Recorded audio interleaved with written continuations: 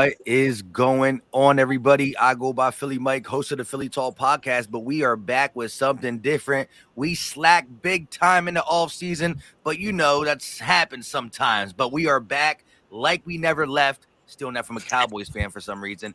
Yes, Battle Birds podcast live pregame. We got the Lions week 1. How you feeling, fresh and gate?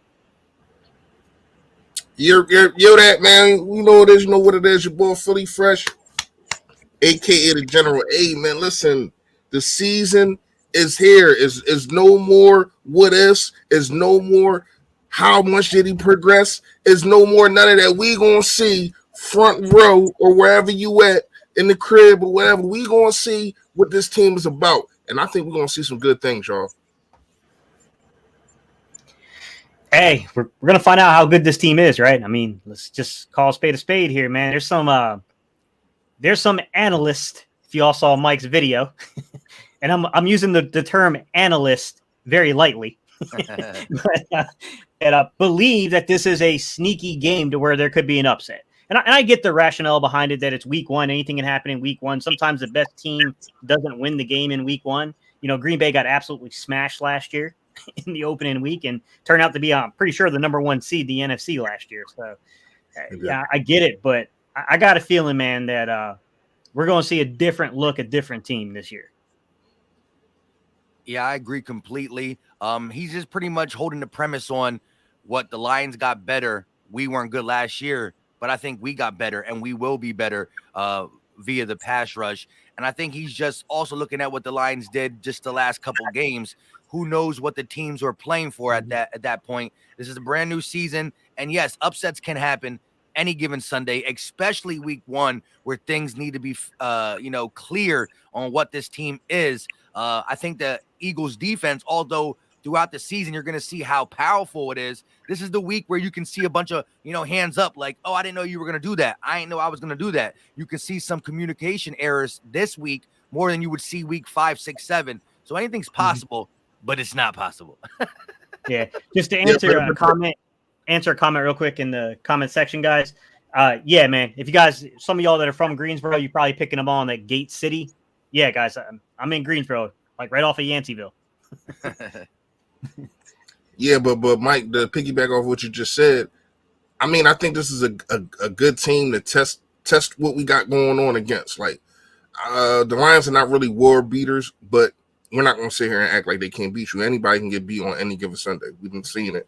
We didn't seen the lowest of the Jets in Miami beat the Pacers when they was at their highest. So we know that you can lose. But to me, this is a good team. This is a team that you can, really test and see who is who.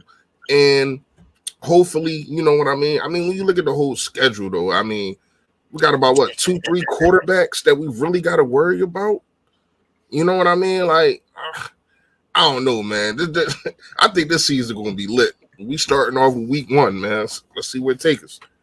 Yeah, when I look at let's go real quick, Mike. Predictions. A.J. Brown. Come on, right out the gate. Let's do it. A.J. Brown. What do we think is going to happen? I got something along the lines of 7 catches, close to 100 yards in a tub. Okay, what you got, Reese? That's crazy because that was my free giveaway this week. Was AJ Brown from the rip. I had to get him right in there. I mean, when you look at the situation of him the last 2 years, man. I mean, when I read the stat, I was kind of amazed. First and over 50-yard touchdowns, first and over 50-yard receptions in the last 2 since 2019, and you like, wow, you need to bring that over here. To me, I got him going for $120. I got him going for $120, man. Not gonna lie to you, like it's like, and then I just read. I mean, you can take tweets how you want to, but I just read that Elliott Shore-Parks just tweeted that they're talking about playing AJ Brown man to man. Are you kidding me? Are you crazy? Bring it. Are you crazy? Bring it. I hope they do. Tears man to man up, especially in the middle of the field. You're not going to be able to do nothing with him in the middle of that field. And then we seen, I know it was only one drive, but we seen in the preseason when you got Dallas Goedert and AJ Brown in the middle of the field, defense ain't going to know what the hell to do. They ain't gonna know what to do. As two big, dominant, basically receivers. You know what I mean? So the league in trouble, man. If this thing, if we're gonna talk about some things that need to be talked about, but if things go right, man, the league in trouble this year, y'all. So I'm gonna be honest with y'all. I think he's gonna go for about like 6 for like 70, but I think he's gonna grab 2 tutties in this game. I think he's coming away with a couple touchdowns in this game because I think they're going to pay so much attention to A.J. Brown. They're going to forget that Devontae Smith's on the other side. And I think Devontae's about to go off in this game. I think Devontae's going to be unstoppable in this game. And I have it the other way around. I have him having 120 and no touchdown, but I got Devontae having 2. Yeah. And I asked the question in one of my last videos yesterday, and it was, who is going to be the offensive standout and the defensive standout? But since we're on offense, to me, some people might act like it's not a hard question, but it is. You're talking about every time you say A.J. Brown, then you slip in Devontae Smith. You just said A.J. Brown, then you slipped in Dallas Goedert. And let's not forget, how did we beat this team last year? We ran the ball. They got Aiden Hutchinson. Cool. They upgraded on safety, a guy who can play in the box. But at the end of the day, they're still vulnerable. They got weak linebackers. Listen, they're Azaloni. I forgot his first name. But Azaloni is our Alex Singleton, our past tense Alex Singleton. He's only starting because they got no linebackers. They're forced to start a 6th-round rookie. We should be able to run the ball. And because you only get so many snaps, I believe AJ is going to be unstoppable, Devontae Goedert, but the run game should and will be used. I know we want to see us use our new toys. We want to see Jalen Hurts throw the ball consistently, but we got 17 games to do that. You don't got to jump into that right away. I know the narrative is going to be, if we run the ball 35 times, the Eagles still don't trust Jalen Hurts. But if we run the ball 35 times and we have 200 yards rushing, well, I don't care. When you stop the run, then we will experiment with the pass, but it's all about the win. So do you think Miles Sanders is going to go off in this game, or do you think it's going to be mostly Hurts? I said I have a sneak. Listen, this man played all last year without a touchdown. Miles Sanders is getting a touchdown week 1. That's just going to be put to bed. Listen, and I'm not even – listen, low-key this whole offseason, I started falling back on Miles. I love the kid, but I realize the situation is he's probably not going to be Eagle after this year, no matter what I feel about him. With that being said, every single day of this week, I just been having this little feeling that Miles Sanders is about to make people say, dang, we're going to lose this guy, and I think it's going to start week 1. Real quick, though, the Philly Ace drops a $5 super chat. Fly Eagles Fly. Hurt season. Roots on 3. Flowers everywhere. He got all the segments. Super Bowl journey. Let's rip Hearts out the chest. Fly Eagles Fly on the road to victory. And Big Fish Little Boat coming through. This defense better be something. I agree. I like that day. Too many star-driven players on this team for Jonathan Gannon to say, whoop, there it is, you know? Hey, Reese, I want to get your opinion on this because you played running back. So when I broke down the stats and I was looking at Miles Sanders, he had pretty much just as much opportunity as Jordan Howard, Kenneth Gainwell, Boston Scott in the red zone, and he came away with no touchdowns. Those other dudes did put points on the board. They scored inside the red zone. I mean, Boston Scott had I think he had 7 touchdowns in the red zone. It was something ridiculous like that. I got to ask you, man, as explosive as Miles Sanders is, what do you think happened last year? Do you think it was lingering hamstring thing? What do you think happened? It's multiple aspects of why he didn't score a touchdown. Some of it's coaching, some of it's injuries, but some of it is his eyesight, just period. Even in that one drive that he played, he had a chance to probably score a touchdown. He had it wasn't Kelsey, it was Landon Dickerson, all the way up to the 50-yard line, just running with him. He chooses to go. He's supposed to go on the inside. He chooses to go to the outside and gets caught. We've seen this many, many times. It seems like he doesn't know how to follow his blocks in the open field. And to me, sometimes that gets him in trouble. You know what I mean? First, it was the issue of him. It wasn't that the rookie year, but it has become an issue of him also not holding the ball. Yeah. And that's a problem too.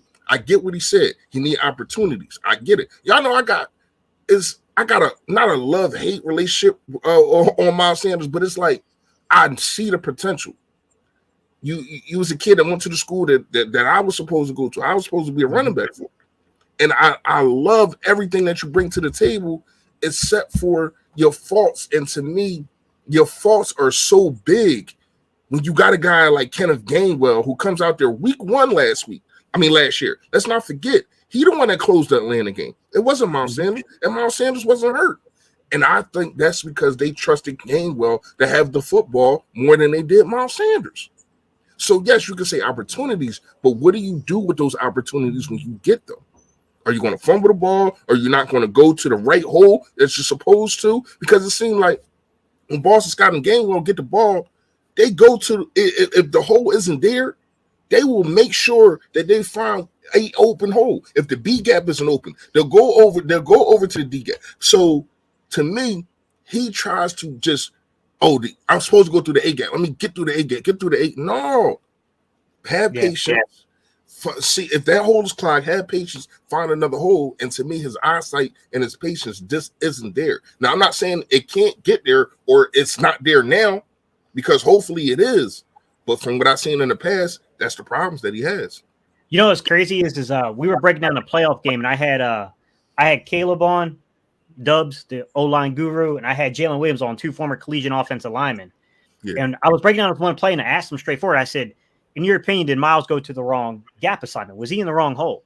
And they were like, no, not really. I mean, the play is kind of designed to go that way, but it also, if you watch Lane Johnson, Lane's climbing to the second level, and he does a beautiful job at sealing off the cutback lane. It's just he didn't see it. And if he takes that cutback lane, it's a huge, huge play. And I was like, yo, man, it's crazy because, like, when you see it from the offensive lineman's perspective, it's definitely different. It's a different way of looking at the game when they start really getting into the techniques of what they're trying to and to me, Gates, real fast, I'll let y'all go. That's what separates the good running backs from the great ones. The guys that can see a play developing before, I see my lineman. I trust my lineman. I know he's better than this defensive end, and he's going to get me open. Let me follow him instead of just trying to do it yourself. You don't have to do it yourself. Roger. Yeah. Hey, chat, real quick. Everybody in the chat, give us your attempts. Give us the yards you think for Miles Sanders in this game. Attempts and yardage. I want to see where everybody's at, because Miles Sanders is he's a very dividing figure in terms of like the belief level of Eagle fans. Like, you got some people that believe like, you keep this young man healthy, this is a 1,000-yard rusher. You got other people saying like, hey man, he just hasn't developed enough over 3 or 4 years. But yeah, I mean, he's a crazy guy because like you said, Reese, you said you could see the potential. Like you said, like 5.5 yards to carry last year. Talented. Yeah. I mean, 5.5 yards to carry last year is no easy task. And it's not easy to do that over 3 years. We could talk about production never being a 1,000-yard runner, but still he's carried the ball 150 times every year. And to be in that category of over 150 attempts and 5 yards per carry, because some running backs, if you look at all the list of the NFL, you'll say this guy got 5 yards a carry, but he only carried the ball 30 times. It's easier to do that. But to carry the ball 150 plus times, 3 years straight, and still have over 5 yards a carry, that's a short list. And that is the potential. It's the other things. It's the goal line work. It's the smarts, not going out of bounds when you shouldn't, going out of bounds when you should, seeing the holes and scoring touchdowns in the red zone. And I got vision. He said Sanders goes off 17 for 122 and 2 tutties. I mean, I can believe. I ain't gonna lie. Like, it's not like I don't want the guy to do good. I can really see that happening. You know what I mean? But then I can see next game, and it's just like consistency. Yeah. But it's funny though. Like, we can see like my guy Stu saying, "Look, he's gonna go off." Then you get a guy like Teddy. Teddy's like, "Yo, 10 for 35." Like, you know, like what I'm saying about like how divisive it is. Like, you know what I mean? Like, everybody has an opinion, and like it's crazy, man. Because I think most of us are pretty close in the total number of carries we think he's going to get. It's just that how productive we think the carries are going to be is where it gets, you know, like where everybody's like really far apart on the situation. What did you think, Mike? I mean, what are your thoughts about it? I think, you know, with everything that transpired this offseason, I think he's going to have a big game. I think he's going to be, 15 plus carries, and it's going to translate to right around 110 yards. He's going to get a touchdown, like I said. The crazy thing is, though, the Philadelphia Eagles offense is so dynamic. And I know a lot of people still hold that question mark tag over Jalen Hurts, whether you believe it or not. The players around him is so dynamic, and I can see the way the Lions defense is set up. You can win multiple ways. If they come out and they pass the ball, that's not a wrong thing to do. Their secondary is not that strong. Their linebackers are not that strong. Guess what? Last year, when we played the Lions, Jalen Hurts threw the ball 14 times. He had 9 completions. Guess how many Dallas Goedert had? Like 6 or 7, right? 6. That means 6 of 9 completions went to Dallas Goedert because they're weak in the middle. So there's so much that this offense can do. That's why it's really hard. If I look at the Lions, listen, the volume's going to go to, Amon St. Brown is going to be one of the workhorses. TJ Hawkinson, and they're the main 2 guys. I know Swift will get some pass catching stuff. It's cool, but that's what they're going to try to do to us. For me looking at it, I can see Miles, Goddard, Devontae, AJ eating. I can see Hurts eating on the ground as well. So it's a very hard thing for me to pick, but I do believe the coaching staff is going to make some people mad by staying with the run-heavy offense and gradually. I'm a guy who said 60-40. We got to see Hurts open up the offense. However, you don't got to do it week 1. And if something is working, if you go down your first drive and you rush, you go 80 yards and you score a touchdown, and 55 of them yards were rushing, well, then guess what? Next possession, do it again. Don't stop Reese, just because you want the fans to be happy. And Reese knows this. Do you really want to demoralize a team? Run the ball down their throat and to where they can't stop it. There's nothing more demoralizing. Everybody in the stadium, everybody watching TV, the defense, everybody know you're going to run the ball, but you cannot stop them. And they still pick up 8 yards. We have that kind of offensive line, man. Like this, I'm so happy with this offensive line because if you look across the league, a lot of people don't have a good offensive line. I just seen Matthew Stafford get pummeled on Thursday. Von Miller was doing what he wanted. That's not happening over here. It's not happening. I don't care who you are. You're not coming over here and you're just going to manhandle this offensive line. Especially when you talk about Lane Johnson. Nah, that ain't happening. Big Mailata, nah, it's not happening. You're not doing. You better find something else to do. You ain't coming over here with that. That's one of the reasons why I feel as though the league is in trouble also, because if you give Jalen Hurts some time, man, and he's feel comfortable, start getting comfortable in the pocket, and does know he has to run. I mean, what can you say? With all that time, you think you give him 5.5 seconds. You don't think one of those dudes is going to get open? Oh, that's I'm excited to see this offensive line stack up against Detroit, because the one thing I will say about Detroit is, if you're looking at the interior defensive line, they do got talent there. I mean, between what's that dude's name? Levi Onwuzurike, or I can't say his name, but I remember him from not this past year's draft, but the year prior. That big dude the big dude. McNeil. Yeah. Okay. Is that the dude is that the dude that sneezed and blessed his own self? I don't know. He might. I don't know. I don't know. I know Aleem, but I don't know Forest Roseville down in Raleigh, but just outside of Raleigh. But I mean, I don't know him like that. I mean, I know him, but not like that. No, he was doing an interview, right? So he sneezed, and he was like, "Bless me." That's wild. Real quick though, Eminem with the $2 super chat. He said, "Yo, that season is back." We all excited about that for sure. LB in the building. What's going on, LB? I wanted to touch base on the Lions pass rush though as well. They bring Aiden Hutchinson to this D line, and they recently got a guy, Charles Harris from the Falcons, and he stepped up pretty good last year. He had 7.5 sacks, the same amount as Josh Sweat, who I think is a guy that, first of all, Fresh has been calling him since pretty much he was drafted to the Eagles in 18. However, since I knew Fresh, to say the least, and I think because of BG coming back and because of Hassan Reddick being a double-digit sack guy and all the interior guys like Fletch and Davis and Hargrave, Sweat is going to be low-key closing in on that 10-sack season too, I believe. But here's the thing. We saw the Buffalo Bills play, right? And Von Miller was primarily used the right way, right? He wasn't dropping Von Miller back. That's a waste of talent. They Put him as the stand-up joker pass rush, but he still played the end. If we start seeing Reddick play that way, that's one side. Well, now BG, Sweat, and Barnett are going to occupy a side too. Does Sweat lose snaps this season? I think everybody loses snaps this season. Like, because when you look at it, you have the best rotational defensive line you had since 2017. Like, and to me, it's not even a debate. When you talk about we wanted another guy to be like the defensive tackle. Now, I still think that you can go out there and try to find another defensive end. I'm not saying that. I do think we still should have one, but it's also going to predicate on what I hate to say this name, but Derek Barnett is going to do. You know what I mean? Like, but seriously, like, to me, this is a year that you need to go out there and show out, because to me, he's not coming back to the Philadelphia Eagles. So you need to put on tape for other teams that, I can still play. You're probably going to find yourself out of the league.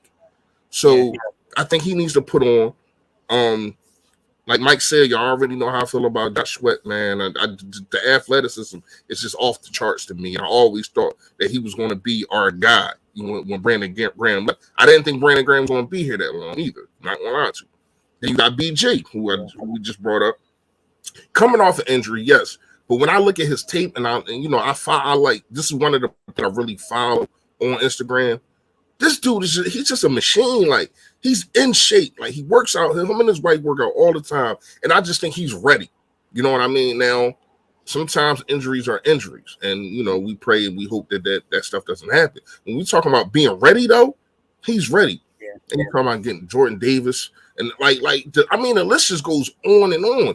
And then, to me, the guy that people are not on the people don't really name like that, and I think is going to have a dominant year, is Hargreaves, man, because he started off the year last year. He was dominant.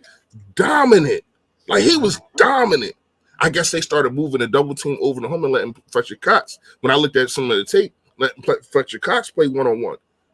You cannot. Who are you going to double now, though? You're in trouble. Anybody that you double in the inside, the other person is you in trouble, man. That's all I'm gonna say. Yeah, he had 7.5 sacks too. So two guys both had 7.5 sacks. We bring more pass rushers, but I still don't want to forget the both Hargrave and Sweat. I think they're going to be key in his success. And when you have a guy fresh all the time, when you go into the fourth quarter, whether you're winning or losing, and you are playing a fraction of the snaps you played last year, that is going to pay off week 10, week 15, and into the playoffs, because that's where we go in.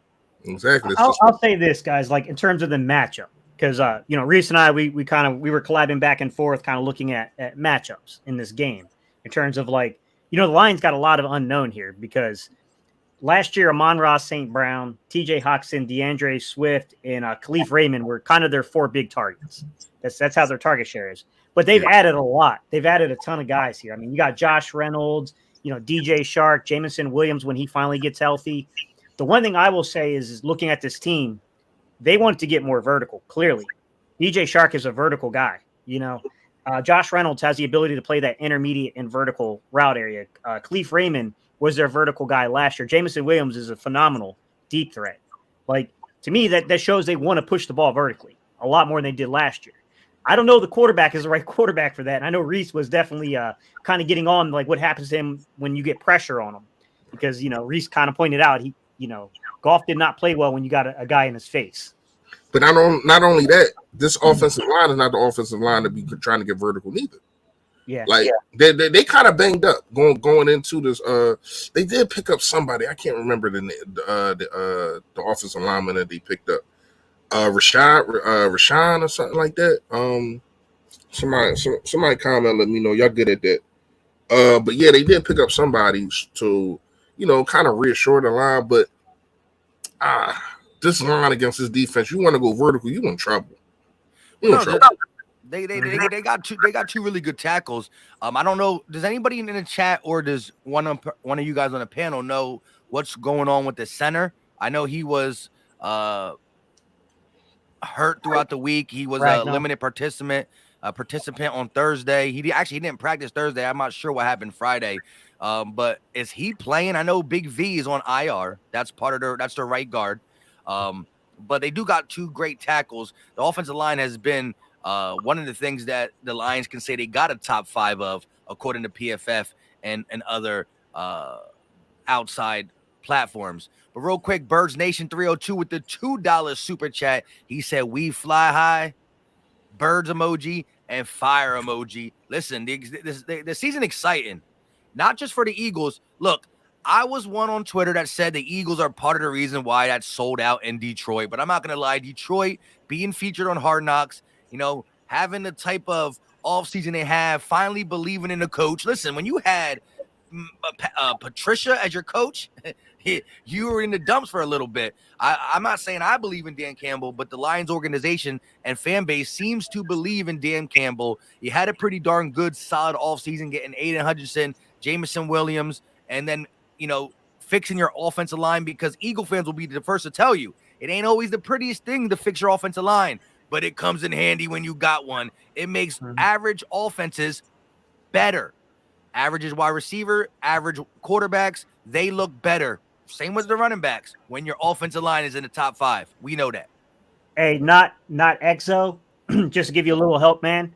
I can't spell it out for you because then it'll get blocked if too many of us spread that out there. But use Reddit and then the 3-letter acronyms that stand for football, and you'll find whatever game you want to watch.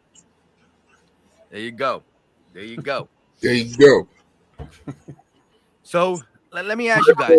So they guard Tommy Kramer. Kramer is out. On the offensive line, that's really it. We don't really have anybody out just Tyron Jackson, Josh Sills, Trey Sermon, Reed Blankenship.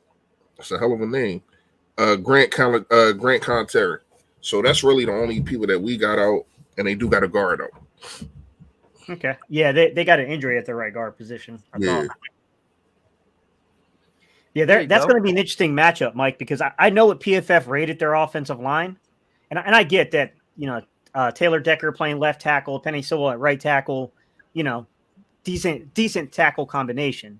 If they had Big V in there at right guard, I would think that, that's a fairly decent. Ragnall's a really good center, but he's beat up, and now you got a guy at right guard that they were already talking about moving guys around and bouncing, I think, Sewell into right guard and then playing their backup right tackle. I mean, there's already chatter about that. So, I mean, I think they already got kind of some issues with how they're going to line up their front 5. So, I mean, it's favorable for the Eagles. I'll say that.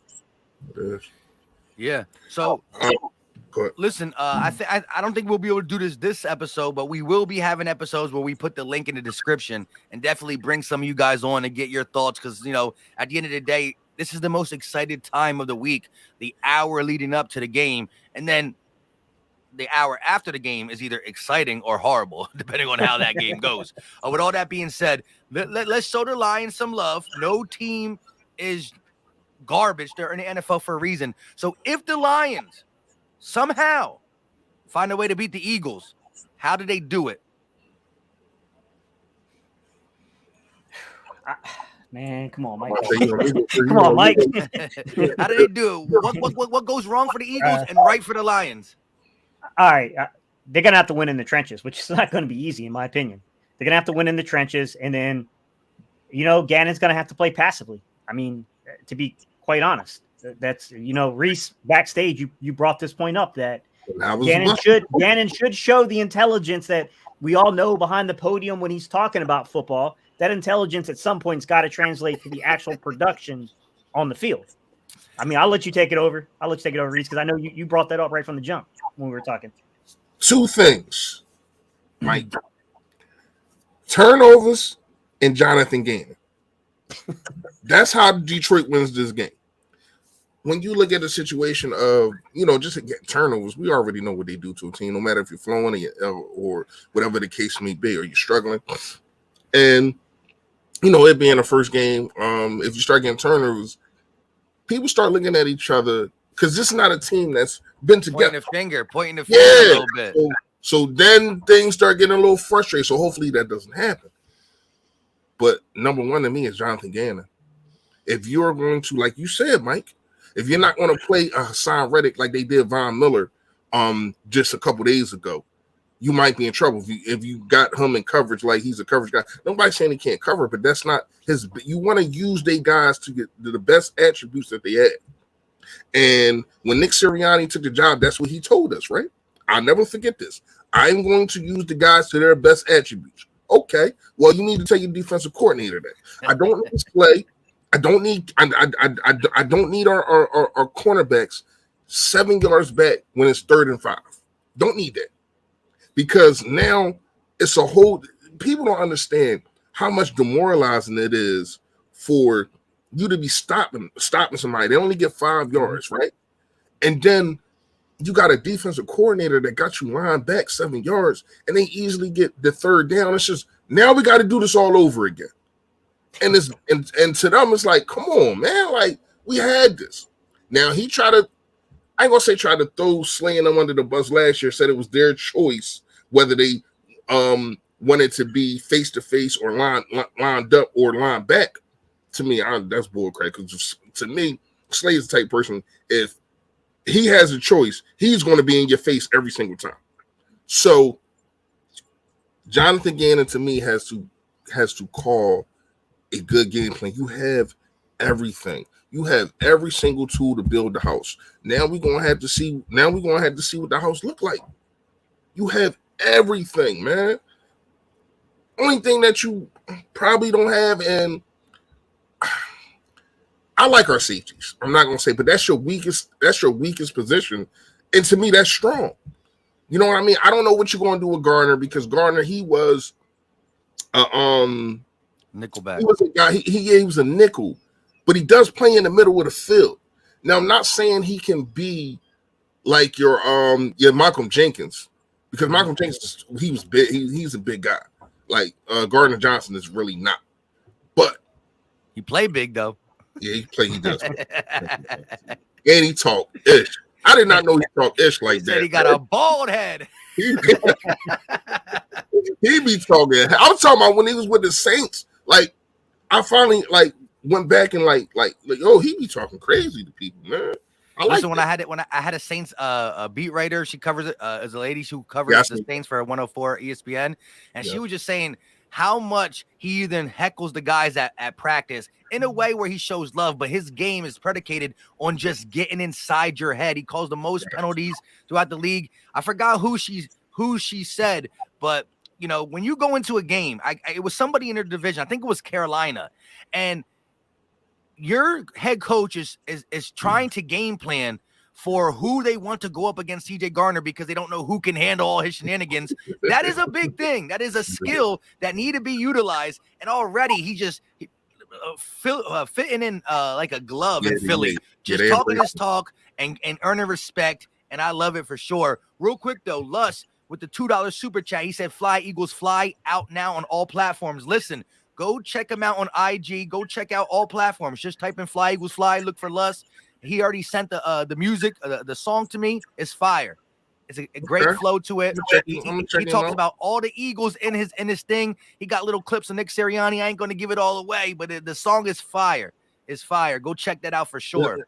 It's on here. It's on you. I mean, on here. It might be on YouTube too, but he said all platforms. So just check out Fly Eagles Fly, and it's Lust. Real quick though, James Clark with the $2 super chat. He said, "I ain't gonna do no talking. I'm gonna let the Eagles do that," and I'm all about that.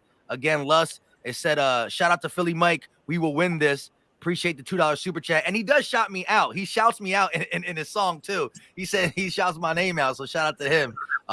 It's a tough song though. Definitely check it out, everybody in the chat.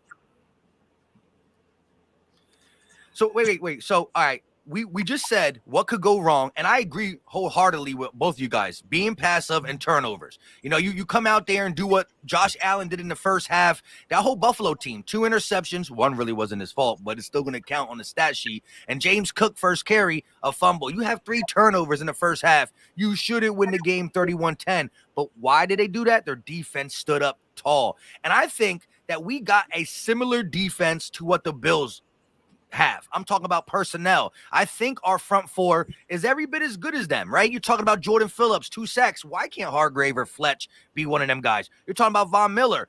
at the age of 30 something. Why can't Hassan Reddick be that? And then you got Sweat, BG, and Barnett, the mixture on the opposite side, whether they do this, that, and the third. I like our linebackers. They did not blitz. They did not blitz. They won their one-on-one matchups. They played good coverage. They didn't even have Tre'Davious White. They got 7 sacks without blitzing. We got 6 sacks on the Lions last year. We probably blitzed a little bit, but not that much. There's ways to be aggressive in your back end and your defense. If your corners, your linebackers are aggressive, you can send 4, but because they're aggressive, there's no little dump off passes. The quarterback got to hold the ball that extra 1 second, and that's all the D-line needs. I'm not here to say, Gannon, go blitz right now. I'm here to say, Gannon, do what is necessary to make Jared Goff scared. If you're getting there with your front 4 because you're bringing your secondary down, cool. If you're not getting there, that's when you have to do something different. So I'm not here to say I need Jonathan Gannon to blitz 20% more. I'm here to say, Jonathan Gannon, do what you want to do. If it's working, continue. If it's not, throw a wrinkle in the game. Exactly. I'll be honest, Mike. I think the biggest thing with this defense is CJ Gardner-Johnson, because you have to understand the role that his coverages do. The Eagles like to run a lot of quarter zone match stuff. Okay, there's man match, which you see like Belichick and those guys do, and there's a zone match, which you'll see a lot of quarters, kind of zone match, and you'll see some cover 7 technique there. So Avonte Maddox, Gardner-Johnson, the 2 roles of those guys, it's going to be very important. And then what I want to see is when we go cover 1 or cover 3, we're going to give you that look like we're playing 2 safeties deep. And then we're going to post snap, rotate it down like that. Are you playing a robber technique? So that's after the snap, that's when you start bringing that guy down, Gardner-Johnson, to kind of rob, try to steal something over the middle of the field, those crossing routes. Are you going to play, something, like a lurk? Lurk is when before the snap, you move Gardner-Johnson down and you know that he's playing the middle of the field. Are you going to do rat? Rat means you take a guy like Kaiser White, and Kaiser White, a linebacker, takes that field. Like, that's the things I want to see from Gannon. Like the individual details about coverage like that. You've got to show us more. We got to, I know that we didn't feel comfortable leaving Steven Nelson on an island last year. I get it, but we got to see more, man. There has to be more. We've got to give the defensive line time to get home. Simply put. Yeah, Bradbury ain't Steven Nelson though. So to me, when you like this is why I said talent wise, you have damn near everything. You know what I mean? But Nick Sirianni, to me, he's not off of our little periscope that we looking at him through the microscope, should I say? Because you got everything too. Like Nick Sirianni, and I understand you did get a play call on the Shane Steichen. You know what I mean? Let's see where that goes. Maybe you got more time to do other things with other players. Maybe hopefully we don't be third in the league in penalties and all that kind of stuff. Maybe our special teams will be better, which I think that we need to talk about before we get out of here. First it was Quez Watkins, then it was Covet. I don't know who's going to be returning kicks, but to me, that's a phase that we have not been good at, other than kicker, since 2017. Like, we've really been horrible in special teams. But back to what I was saying, Nick Sirianni, to me, you got all these weapons, man, and you got to find a way. And like you were saying, Mike, with just with Hassan Reddick, that's not a blitz. You just you playing 3-4 and then throwing him at the quarterback. That's not even a blitz. That's just using your player. Like when Von Miller was getting them sacks, he wasn't blitzes. He was just coming off the edge, and they couldn't stop him. And to me, we got to see if Hassan Reddick can do the same thing. So it's a lot of things that I think that we're going to learn about our coaches. To me, the most we're going to learn about anybody is our coaches today. Yeah, I will say one minor detail though, Fresh, is that Von Miller plays the pure rush linebacker role. Yeah. To where in this defense, I hate to tell people this because people aren't gonna like this, but Hassan Reddick is more of the jack linebacker role. Yeah, he will have responsibility at times to drop in coverage. I know people are gonna like that, but generally speaking, it's going to be towards Sweat and BG side where the pure rush is, which is what Von Miller normally did. They're like Reddick is going to be more of like the Bradley Chubb in Denver type role. Right. Yeah. And we already seen that in preseason games and just the way they were already talking. I just don't want that to be primarily what he's doing. You brought a guy I in get what here Reese is saying. Reese is saying he wants the same impact, regardless of how he wants the same exact impact, regardless of how you get there. I hear you. I mean, we paid him, right? I mean, to Reese's point, we paid the man. Like, yeah. pay him and play him. So seriously, man, like I don't want people to look at this and act like I'm down. I'm very excited. I'm very, very excited to see all this talent that we got, man, and see how they're going to incorporate everybody and put them in position to be successful. Because you do have, man, when you look at it from top to bottom, and it starts with the offensive line in the trenches to me. From top to bottom, talent-wise, even just names, when you look at it, you in the top 5 in the whole league, period. And I don't even think it's a discussion about that. So you have what you're supposed to have. It's just that Jonathan Gannon just scares me, man. He does. Until I see something different, he scares the hell out of me, man. Yeah, fire blitz. Do you think we'll see it? I'm not saying week 1 you got to go fire blitz and start doing all this crazy design stuff, guys. But do you guys see that? Like, you got, when I say fire blitz, guys, to simplify that term, we're talking about bringing your linebacker. So you're dropping a guy, one of those edges is dropping, and then you're bringing one of your linebackers with pressure. Nakobe Dean was really good at that role in college. Kaiser White has shown some ability here and there. I mean, he's not like a dominant. It's not his thing, but I mean, he can do it. Right. Do you guys think that we'll see a little bit more of that style of defense at point in time this year when the matchup kind of favorite? I mean, with Dean, yeah, I wouldn't really do it with Kaiser White as much. But when Dean, he's fast enough and has the instincts. Like, the tape, when you put on a tape with this kid, man, you think that you're watching a freaking veteran. Like, he is really that good. Like, he knows how to fill the holes. Like, not gonna lie to you, man. He knows how to get down there and just find what he's looking for. You know what I mean? Like the kid is good, man. Even in the preseason game when he knocked over the running back into the quarter, I'm like, this dude, man, he a beast. I can't. That's another. And I do want to ask y'all, as the year goes on, and we all know, I think, I don't know how y'all feel, but Nakobe Dean is probably might be the best linebacker at the end of the day. I like Kaiser White, I do, but if he is the best, do you want him to have the most snaps? Like, should he have the most? Should he, just because he's a rookie, should they hold him back, or just because you paid Kaiser White a couple of dollars? Like, what would y'all like to see? Like, just an even split, or? I want the best guy out there. But I think right now, Nakobe, although I believe he's going to be a staple of this defense for the long haul, I think right now you're going to see early in the season a lot more TJ Edwards and Kaiser White, because I think they're just more ready right now. What I would like to see is the little snaps that Nakobe Dean gets, he starts to stand now in real game speed, and then it will be forced upon Jonathan Gannon, which we saw that trickle down. Let's not act like Jonathan Gannon didn't assess the defense at the linebacker position last year pretty good, right? You had Alex Singleton and Eric Wilson being your starters and playing high minutes. By midseason or a couple games in, Eric Wilson is off the team, and Alex Singleton was your backup linebacker who came in a fraction of the snaps in week 7 and beyond than he was in week 1 through 7. And so they definitely decisive that quickly. But Mike, here's the thing with that. We called for that week 3.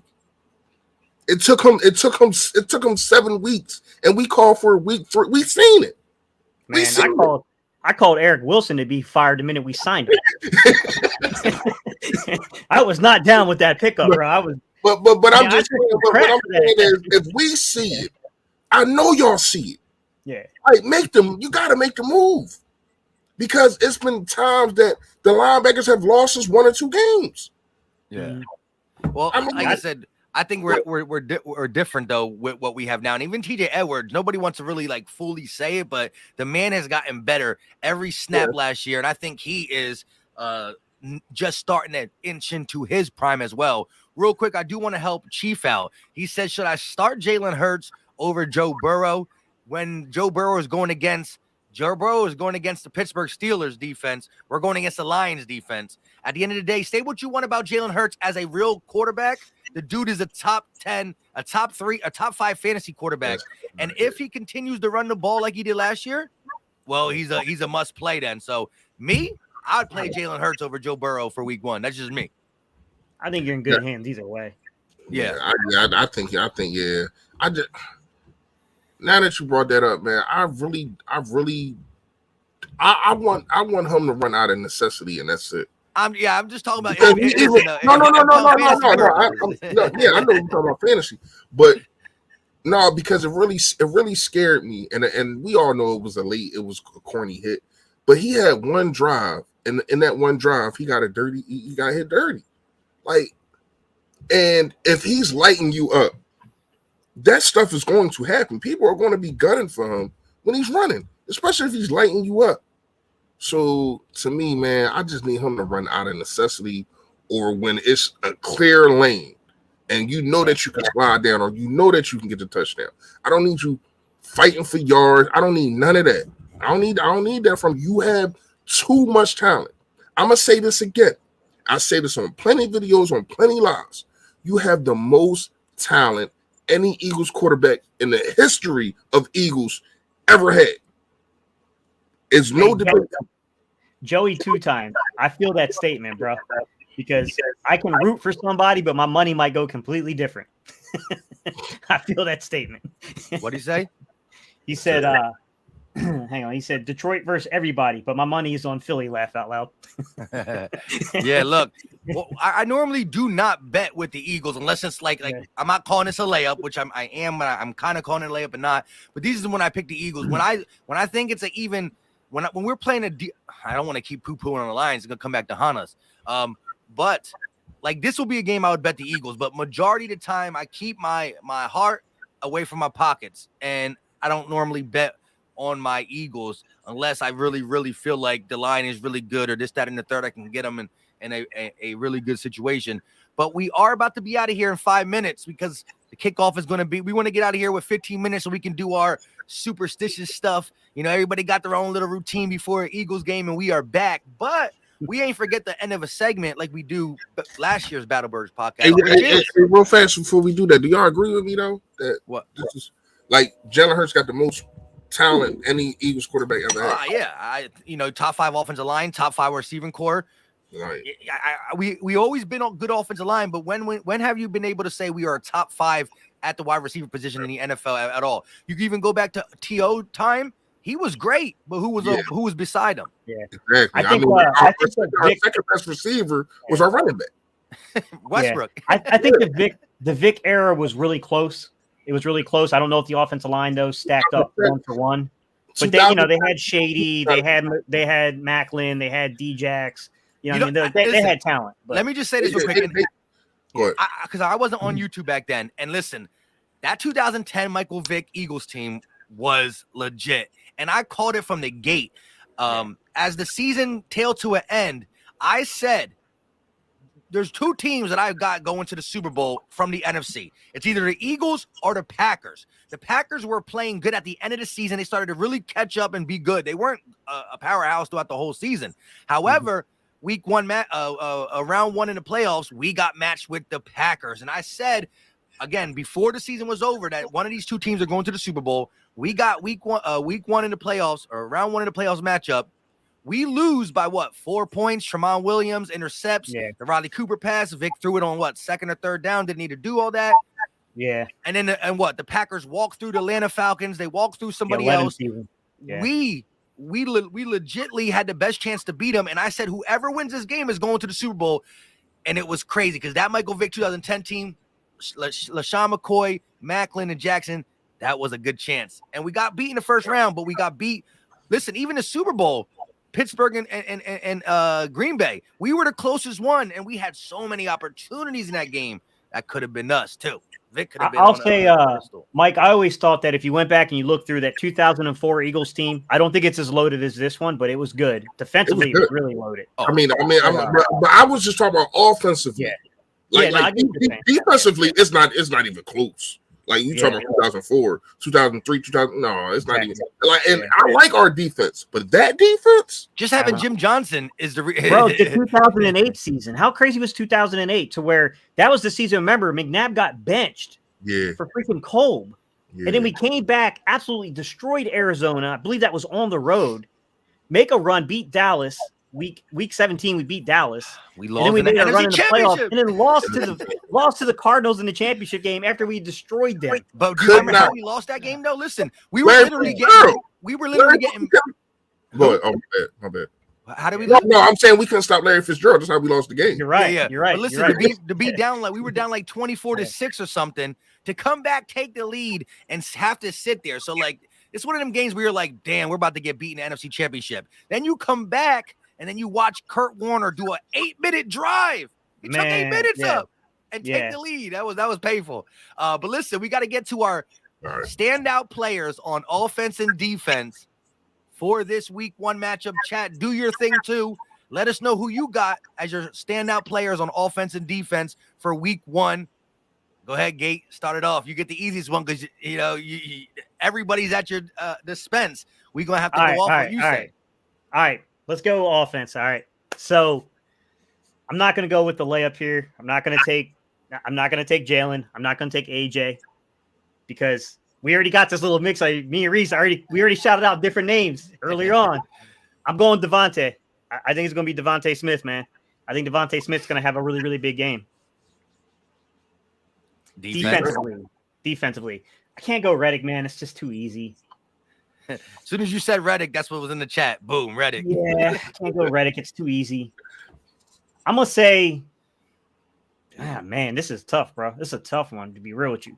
You know what? Sweat absolutely destroyed them last year with his speed to power. I'm going to say Josh Sweat. It's a good one. All right. Oh, wait. You got to give you score prediction. Score prediction. Go ahead. We beat them 44-6 last year, so I'm going to say like 56. No, I'm joking. I'm going to say like 31-20 Philly. Well, that's real close to my score I've been saying. Go ahead. What'd you Go say? ahead, Fresh.